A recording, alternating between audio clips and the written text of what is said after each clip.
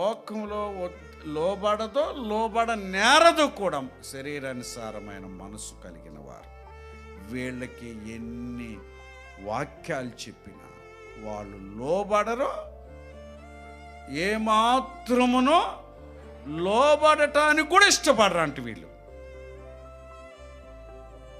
లోబడటానికి కూడా వీళ్ళకి ఎలాగ దేవుడు దుఃఖాన్ని సంతోషంగా మారుస్తాడు అని నేను అంటాను. కాబట్టి ఏదో వాక్యాలు చెబుతున్నారు, మా ఇంటికి షార్ట్ మెసేజ్ వచ్చింది, దీనివల్ల ఇక రోజాల్లో అవుతామని అనుకుంటే అసలు అది జరగని పని, అది జరగదు. నీకు ఏది జరిగింది అంటే దైవ చిత్తానుసారంగా నీవు దుఃఖపడతావే, నేను దుఃఖపడతానే, అది నీకు సంతోషాన్ని ఇస్తుంది, అది ఆనందాన్ని ఇస్తుంది.